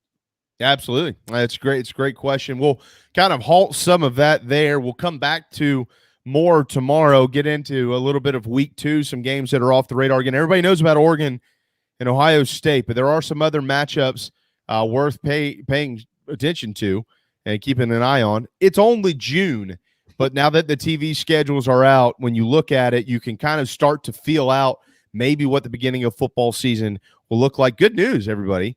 Both J.C. Sherbert and Mike Morgan will join us tomorrow, so I'm sure we'll be able to plug them into some of these conversations as well. It is time for a timeout. It is Power Hour. Wando Power Equipment powers hour number 2 of the JB and Goldwater show, wandopower.com. They're located on Daniel Island, where they have been for over 30 years, owned by the Price family. It is prime time cutting season, if you haven't noticed. Even though we've been lacking rain around here, it'll be coming this week. All that sun, all the weed and feed and everything you put out there, it's going to pop. You better have a good mower. And if you don't, you better get to Wando Power Equipment. And if you're a landscaper and you don't have a good mower, you're in big trouble. It's June. You better figure it out. And they can help you figure it out at Wando Power. WandoPower.com, the home of the Hustler zero-turn mower. They rent everything as well, stump grinders, trailers, mowers, you name it. You can also buy it off the wall. Maybe you need a new blower. Maybe you need a new weed whacker right there at Wando Power Equipment on Daniel Island. Again, WandoPower.com. All right, when we return, Gene Sapakoff with the Post-Courier. He'll pop in. How about the time in Clinton, South Carolina? PC has had a heck of a month when it comes to football and now baseball. They're dancing in the postseason. And Gene also has written a column on the Post-Courier about what the PGA Championship meant to this state. Where did he rank it amongst sporting events played in this state? He'll tell you right here on the JB and Goldwater show, driven by Stokes Volkswagen. This is Mike Mazzell for Stokes Volkswagen on Ashley Phosphate Road with exciting news. It's springtime and we're playing ball. Most dealerships don't have any inventory, but at Stokes Volkswagen we do. So we're playing ball on every new Volkswagen in stock. Every new Volkswagen available with zero down. Qualified buyers can sign and drive with interest-free financing for 60 months. Remember, Stokes Volkswagen on Ashley Phosphate Road is the fastest, easiest way to sell your car and get the most money for your trade. Plus, we'll take any trade in any condition, paid off or not. Is your credit in a slump? Strike 2! If you've got $500 down and you make at least $2,000 per month, our lenders can get you approved. So if you want to strike out, that's okay. But if you want to hit a home run and save on a new Volkswagen, come to today at Stokes Volkswagen on Ashley Phosphate Road or StokesVW.com. $1,666 per month per $1,000 borrowed for 60 months at 0% APR with zero down. Plus tax tag. Includes $499.50 administration fee. Subject to BCI credit approval. Expires month end. Peace and love at Stokes Speed Up. Wando Power Equipment, the trusted home of Hustler zero-turn residential and commercial mowers. There is nobody more trusted in South Carolina than our friends from Wando Power Equipment. They've been providing elite commercial and residential service for over 30 years. Landscape Services have turned to their selection of Hustler zero-turn mowers like the Raptor. Bigger, stronger, faster, and the most durable Raptor Hustler has ever designed. Located on Daniel Island and online at wandopower.com. Wando Power Equipment, owned by the Price family, the home of Hustler zero-turn mowers, rentals, service, and specializing in family and friendship. Shrimping season's back. That means local caught shrimp. That's right. Local caught shrimp back on the menu at the Dog and Duck. All 3 locations, Bell Hall, Park West, and Clements Ferry Road, now featuring once again local caught hand-breaded shrimp, plus other daily specials like the Game Day Burger every Wednesday, Rib Night on Friday, rotating taps all the time, and all the TVs you can possibly imagine for whatever you want to watch. The Dog and Duck in Bell Hall, Park West, and on Clements Ferry Road.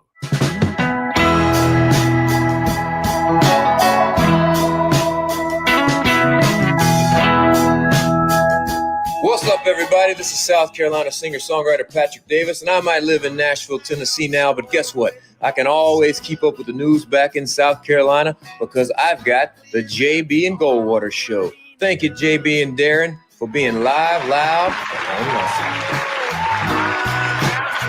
awesome. Okay, final segment Tuesday afternoon. Welcome to June. June the 1st it is, right here on the JB and Goldwater Show, and believe it or not, all across the world. Gene Sapakoff with the Post and Courier joins us because in June, college baseball takes center stage. The postseason is set to begin on Friday, and this year it's back in the Midlands of South Carolina. Founders Park, of course, will host a regional, and I got a feeling this guy will probably be covering it. We know David Cloninger will. Hey, Gene. That should be fun. This is going to be a really cool NCAA baseball tournament. I know that the SEC and the Big 12 kind of ran the regular season, but I wouldn't be surprised if there are more number 2 and maybe a few number 3 seeds that advance into the super regionals here more than usual, maybe more than ever. Well, Darren and I really like the top 8 national seeds, Gene, but we were talking earlier about this group of 2 seeds across baseball. Obviously, South Carolina is in that conversation, but VCU, 21-game winning streak. UC Irvine has won 14 of 15. UCLA, incredibly dangerous. Southern Miss, Charlotte, Duke just won the ACC tournament. Gonzaga was in contention to host, but they drew a 2 up in Eugene.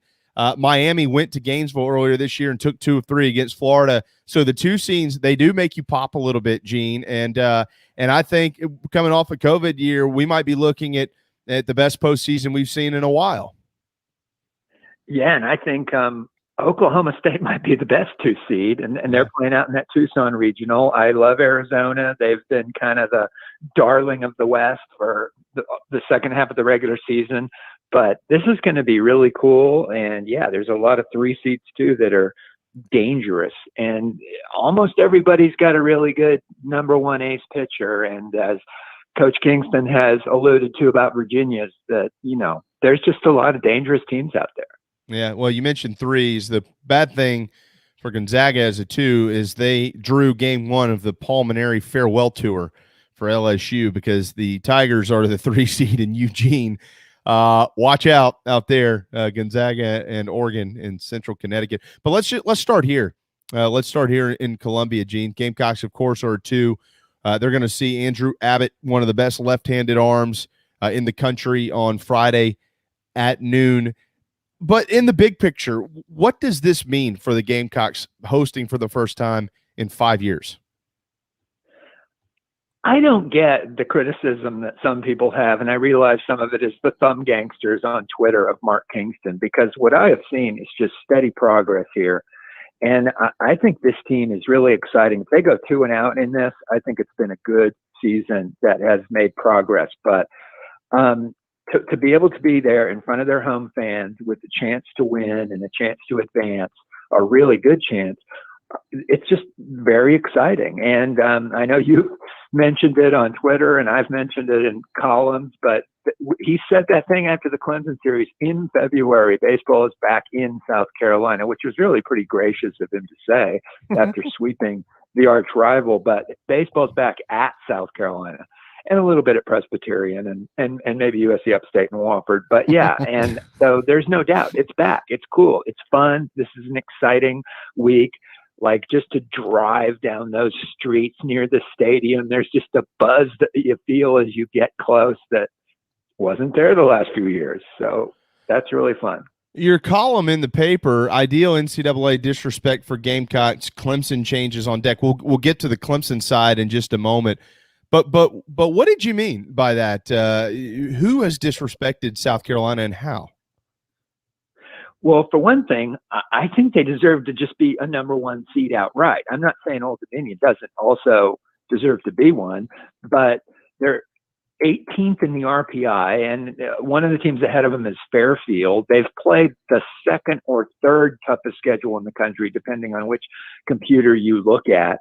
And I don't know why they're just not a number 1 seed outright. It's kind of a slap at the face, like a little asterisk. Oh, you're not really a host. You're only in this on a technicality.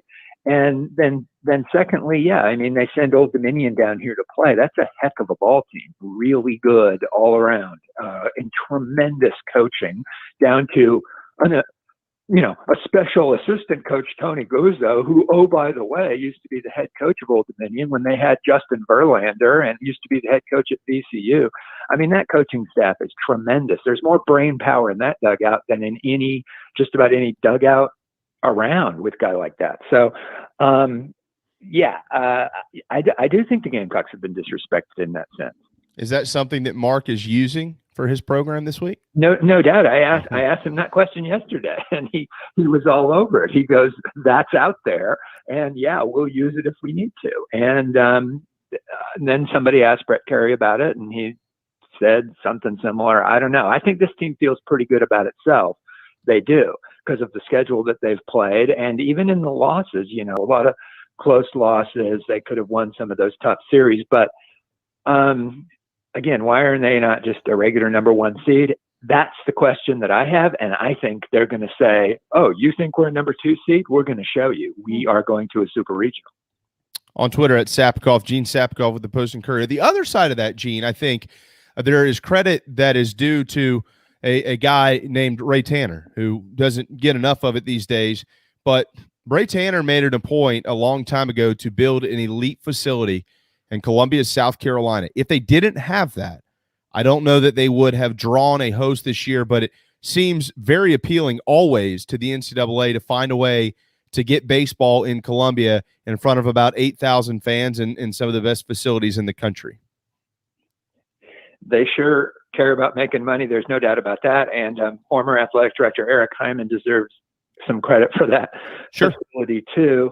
And by the way, you know that Ray Tanner is from Smithfield, North Carolina, where there is an Ava Gardner Museum. I mean, a real museum you walk into and see stuff about the former B-list actress, but there is not a Ray Tanner Museum, and I find that appalling. Maybe that's a column coming to you soon, folks. We'll see. Yeah, go win a national championship here this year, and then you can put that museum out. He's won 2 as a coach. Now he captured 1 as the athletic director. Museum. Well, yeah, and Ava Gardner didn't win any Academy Awards, so there you go. By the way, put in that column. I've mentioned this. Have you been on I-95? You see those huge billboards for the Ava Gardner Museum as you drive through beautiful North Carolina on I-95. Well, if you don't mind, put in, if you write a column about any of that. I've mentioned this to Coach Kingston before, and I guess next time I see Coach Tanner, I need to. He has nothing else to do. I'm sure he can't wait to hear my advice. They need to find a way to build some type of small museum at Founders Park in honor of Sarge Fry Field, Gene. I mean, if you know how many people I've talked to that have been to Columbia and had never been or seen Sarge Fry Field and literally know nothing about it, and there's nothing there that says anything about it. They got to get that done. That place was a gold mine. I'd love to see that. That was the coolest little facility that, I don't know, like you just be walking around and you just come upon it all of a sudden, the railroad track behind them. Mm-hmm. Yeah, I love that place. Gene, when you, and I want to get to PC here in just a moment as well, but for this program, for South Carolina, you mentioned even if they go 2-Q, it's been a good year. They're making progress. How do we judge that progress? Like, were they really far behind when Mark Kingston took over? Is it enough progress? You see what I'm saying here? Like, we can all say, well, we've made progress. Yeah, but you were an F student. You're now making C's. I need you to make A's. Like, how do you judge that progress, and what are you basing it off of? Yeah, you're right. Relatively speaking, there's a lot expected of South Carolina baseball after what happened in 2010, 11, and 12, and even before that, you know. So that's a good point that I think you're making there, but I think that the program wasn't of hosting regional caliber when he took over. I just don't think it was. And obviously he went to the super regional the first year, which a lot of times the first year coach gets a bounce. I really, and you can look at this with Will Muschamp and Shane Beamer even coming up this season. I don't go too much about that first year. I think you got to look at, you know, second, third, fourth, when they have their players, their systems, and what happens. But I think it took this long gradually for Mark Kingston to build a really good, solid ball club that's been tremendous against, as you can't, it's hard to compare apples and oranges, but the SEC's never been probably better, at least not in the regular season, than it was this year. Maybe there's some years where it's been as good, but it hasn't been better. And he played Texas and he played Clemson, you know, in a down year, I realize, but still, and here they are, you know, they're in a regional, in their home ballpark, asterisk, kind of hosting. SEC 3.5 over under. How many teams do they get into Omaha? Oh, over. I'll go. Yeah, I'll go 4. I think that's a solid number. I think you could have 4 SEC, 3 Big 12, and somebody else. That likely could be Arizona, but we'll see. keep an eye on UC Irvine. Those guys are really good, Gene. And the anteaters, you just cannot overlook the anteaters at any point. Well, want to do that? What is a better nickname, the Anteaters or the Blue Hose? What a time to be alive in Clinton, South Carolina. They just hired one of the most unique football coaches in all of America, and now all of a sudden their baseball program says, yeah, hold my beer. We'll see you in the postseason. They win the Big South Championship. Now, I get it. They drew Vanderbilt, which sucks. You got to see Kumar Rocker more than likely in game one. But they're in, Gene. What does that mean? Elton Pollock's been around a long time. It's a great story. Yeah, it sure is. And this is a great timing for the leadership of Presbyterian athletics to say, hey, Vandy, while we're here, we got this new football coach. What about a home and home football series? Because we're basically about as talented at football each school. So, yeah, I think that would be cool. But, yeah, Coach Pollock, I mean, he's been well known among high school coaches, as you know, in South Carolina, and has some really good players there and has had some good players go through, and he played there himself. So what a great story this is that they're in the tournament. And I think it's fun for, like a lot of people said, why didn't they go to Columbia? They should be the 4 seed in Columbia. Those players, they get to go a little play someplace they're not familiar with and go to Nashville and getting to play Rocker or Lighter or whoever Vandy decides to throw at them. And then the Tim Corbin connection, the former, Vanderbilt, the Vanderbilt head coach and one of the best or 2 or 3 best head coaches in the country was the head coach at Presbyterian before he went to Clemson. So that's really cool. Yeah, it is. He was 6 years at PC. I think he was under Coach Leggett at Clemson. Gene, correct me here. 8 years, 9 years. He was up there for a while. Yeah, with that ridiculous staff of Sullivan, and then they had John Pulowski at pitching coach there for a while, and they had Bakich, who's now the head coach at Michigan there, and as an assistant or something, or grad assistant. Yeah, what a ridiculous staff Jack Leggett had there. But that's got to be the greatest staff in college baseball history. It's fascinating because Bakich has not won a national championship, although he's played for one. Corbin and O'Sullivan have both won national championships. Leggett never won one, but guys who he tutored have. And now, speaking of Clemson, here's Monty and the Tigers watching the postseason on television this year. It was a tough go of it. Gene, on a personal level, I saw what he said immediately after their season commenced, and he said, I take full ownership of this. I'm responsible for it. I'm going to fix it. That's Monty. You've known Monty Lee since he was in college. He's a stand-up man. But how timely does that need to happen? Because they're used to being in the postseason up there, and they're definitely used to not having losing seasons. They haven't had one in 400 years. They've got one, and they're not happy about it, the fans. Well, here you go again with how do you measure success, because it has to happen next year, and I believe they will make the postseason, but will that be good enough if, say, they squeeze into the Ruston Regional or something like that? I think they need to get in a regional, maybe even need to host or at least be a number 2 seed somewhere next year and just have clear progress. I really am bullish on the chances. I think he's got good young talent now. I think his recruiting for this next year of players that will be coming in is good. But the main thing is, Jamie, he is going to do well in the transfer portal. He already has snagged Tyler Corbett from the Citadel. 2 players have left Clemson. And I think there's going to be more, and I think there's going to be more guys coming in. And the makeup of that ball club will look pretty good when they open up in mid-February of 2022. Yeah, where are they in the ACC pecking order right now, Gene? I mean, even with a bad record, where are they?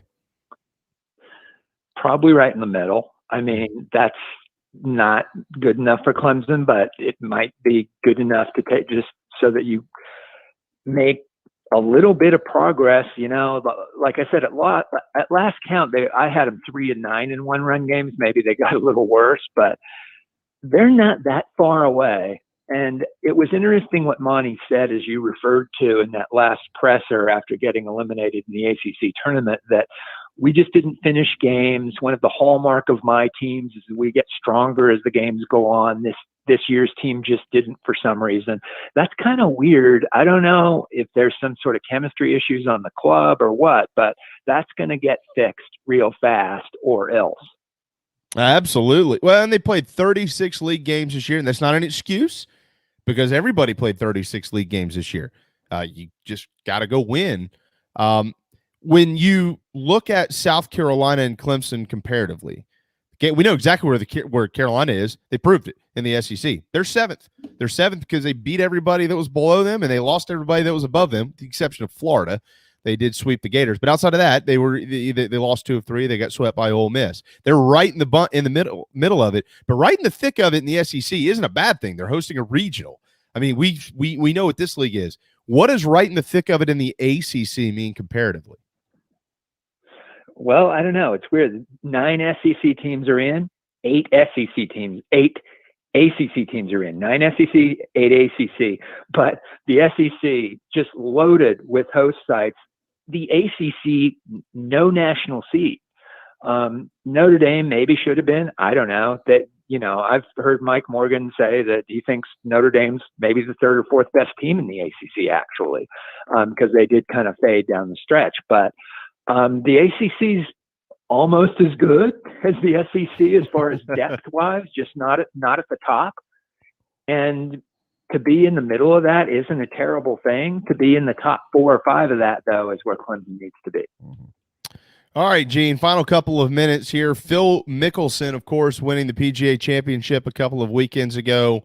Where have you ranked that officially now in all-time South Carolina sports moments that have happened within the borders of the Palmetto State? Yeah, like I said at postandcourier.com, Jamie and Darren, I think it's easily number 1, and I think it's hard to make an argument for something else, which would have to be like, South Carolina beat number 1 Alabama in football, beat Duke in the Greenville to get to the Elite Eight in basketball with Frank Martin's Final Four run, some of really great Clemson football wins at Death Valley, but Ryder Cup, Family Circles, Darlington races, Phil Mickelson at 50 years old, shattering the record for the oldest guy to win a major against an international great field, staring down Brooks Koepka, and doing so on just one of the best, loveliest courses in the world. I just think that's number 1 easily. We've talked a little bit about the impact that the tournament may or may not have had. I talked with a caddy out there yesterday. He said they are booked solid for another month at least until they punch those greens. He said it's been nonstop ever since the tournament. Wow. And I mean, just those visual shots from the drones and the helicopters of the ocean course and of Kiowa, like that's just a real estate agent's dream anywhere between Savannah and Little River. Are you kidding me? I still can't get over what that looked like on TV, all of it. I mean, it was amazing. Gene, how good is this Koepka-DeChambeau rivalry for the sport? Potentially awesome. We only can, we got to hope that there's some sort of arm wrestling competition going to be involved at Augusta after they meet in a playoff. But that could settle it, in fact, if they finish tied on Sunday. But, what's weird is DeChambeau is truly a big guy if you stand up next to him. And I'm not saying Koepka's little, but he's 6'205". He looks a lot bigger and stronger than that.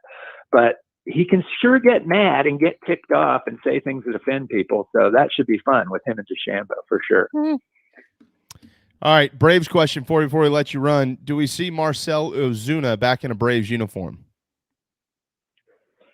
I'm going to go not. I think that's a pretty darn serious charge, and I would like to see it prosecuted to the full extent. Of course, he deserves his day in court like anybody does, but that is a big, serious thing, and I think the Braves, being a classy organization, that if the charges have merit, that he might not be back around. I'm sure we'll get more into it with Corey McCartney on Thursday from a contractual basis. There's a lot of interesting stuff out there, though, Gene, to read about the financial impacts and how it's virtually impossible. If the Braves want to cut ties with him, they can't just void that contract.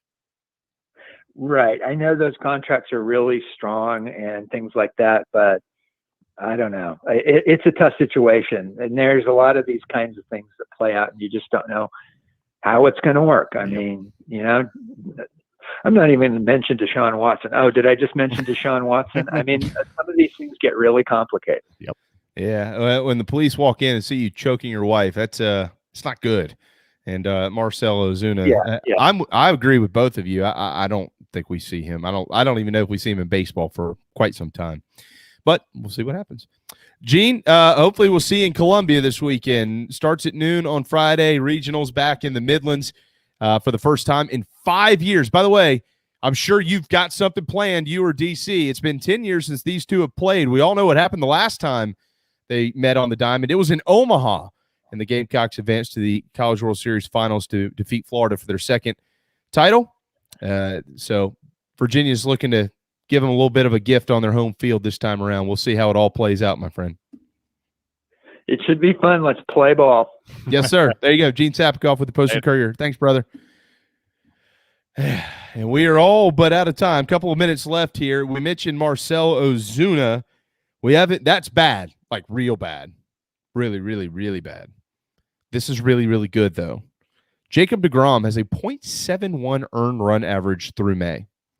That is the lowest through the month of May since a gentleman by the name of Chris Short posted a .64 earned run average in 1964. 56 years ago. And he's hitting like 450 in the process. Remarkable. Jacob deGrom, I don't think is the best pitcher in baseball. He's the best pitcher in baseball by a long shot at this point in time. There are others who are elite, but this dude is just, if he could just always have a little run support, he'd never lose. It's the one part of the Mets that is enjoyable to watch, except when they're going up against you as two NL East guys. It's deGrom. I mean, it's filthy. He's untouchable. The fact that he's got a .7 and he's 4-2, and you can still go through and find the starts that he's given up 2 and 3 and fewer runs, and the Mets have blown those. It's mind-blowing. But the Mets are starting to pull away in the East. If they can keep their momentum going, you could see Jacob deGrom not only win the Cy Young, keep an eye out for Jacob deGrom winning the MVP. Yeah, 3.5 games up on the Braves, 26-20 are the New York Mets. Is that surprising, or is it more surprising that the Tampa Bay Rays have just shot to the top of the AL East? 9-1 in their last 10, 35-20. By my calculations, they have the best record in baseball, boys and girls. They got to 11 or 12, maybe even 13 in a row, I believe, before now they're 9-1 in their last 10. But yeah, on fire. It is National Say Something Nice Day. Aye. So say something nice to somebody, please. More football tomorrow. Obviously, it's a huge week of baseball. We have Mike Morgan and J.C. Sherbert both joining us as we continue to look at the regional weekend, both in Columbia and across the country.